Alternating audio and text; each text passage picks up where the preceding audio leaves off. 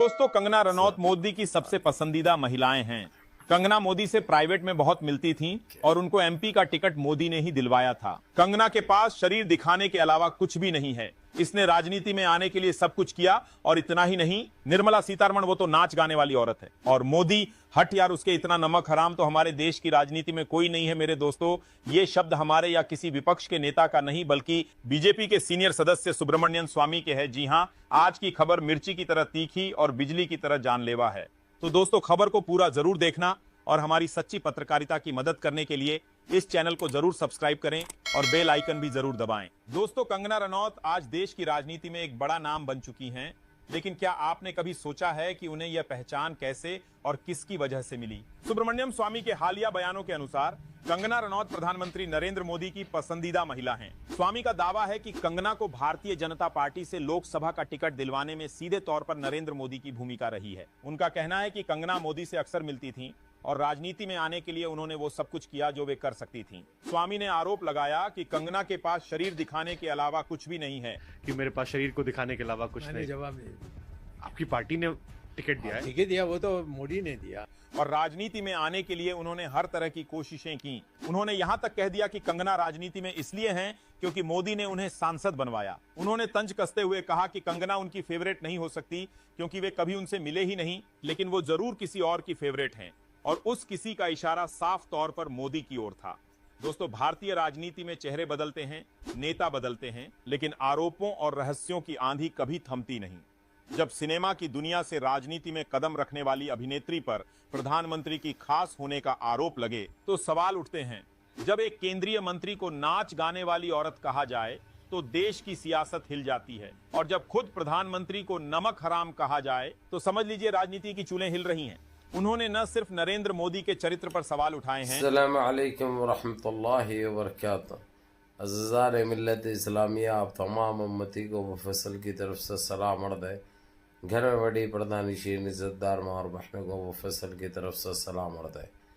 बहर के बहरे अल्लाह से उम्मीद है आप लोग खैरियत से होंगे, अल्लाह की हिफाज़त में होंगे। इन मलनों की मलामत से, इन फ़िरक़ा परस्तों की फ़िरक़ा परस्ती से, इन दरिंदों की दरिंदगी से, इन मावलिंचरों की मावलिंचिंग से, इन बलात्कारियों की बलात्कारी से, इन दहशतगर्दों की दहशतगर्दी से महफूज होंगे। अल्लाह आप लोग को अपने हिफ्ज़ अमान में रखे, अल्लाह अपनी हिफाजत में रखे, अल्लाह हर आबा से हर शर से महफूज रखे। बहरहाल बहर के मेरे अजीज़ दोस्तों, मेरे भाइयों, देश के हालात से भी आप लोग वाकिफ़ है और देश के बाहर के हालात से भी आप लोग बजा वाकिफ़ है, लेकिन ये आपका भाई आपको देश की ही खबर सुनाऊँगा, क्योंकि आप लोगों ने देश के बाहर की बहुत ख़बरें सुनी थी।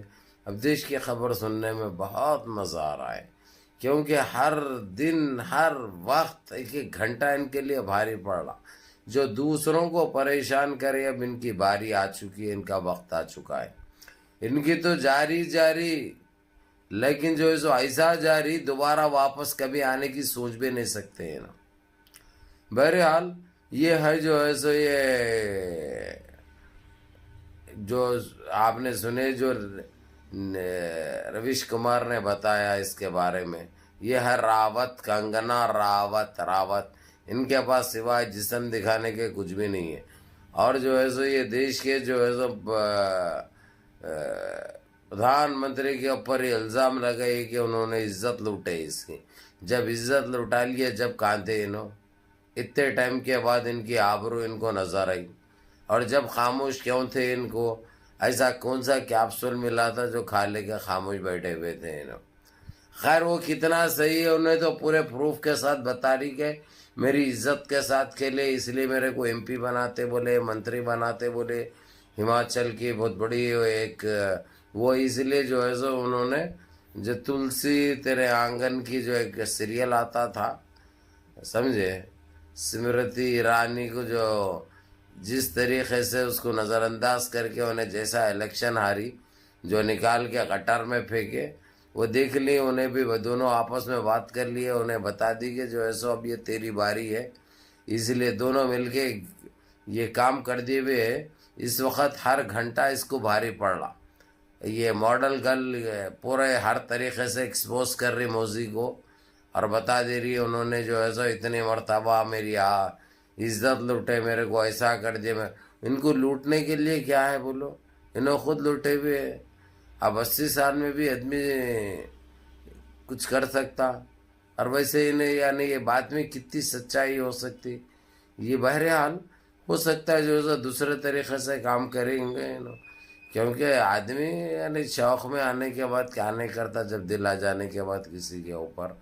बहरहाल भाई इनका अपना अटैक है, हमारे को क्या लेना देना है, क्योंकि कल तक जो है सो इन्होंने इतनी तारीफ करते थे इनकी, हर जगह आईना भी देखते थे बाल बनाने या श्रृंगार करने तो उन्होंने नजर आते थे इनको। अब दोनों में एक ऐसा हो गया कि उन्हें हर तरीके से एक्सपोज करने के लिए रोड पे आ चुकी है वो खुले तौर पर। अब हालांकि गोदी मीडिया जो है सो इन चीज़ों को छुपाने की कोशिश कर रही, लेकिन सोशल मीडिया एक ऐसा जरिया बन गया है कि किसी को भी कोई भी रोक नहीं सकता और एक्सपोज होने से इन्हें बच नहीं सकते। बहरहाल देखें भी आगे आगे क्या होता है, इनके ऊपर एक FIR होने वाली है। बहरहाल मुनज़्ज़म रहिए, मुत्तहिद रहिए, अपने सफ़ों में इत्तेहाद बरकरार रखिए, नमाज़ों की पाबंदी करिए, माँ बाप की खिदमत करिए, बड़ों के अहकाम पे अमल करिए, और अपने इस भाई को भी दुआओं में याद रखिए। अस्सलामु अलैकुम व रहमतुल्लाहि व बरकातहू।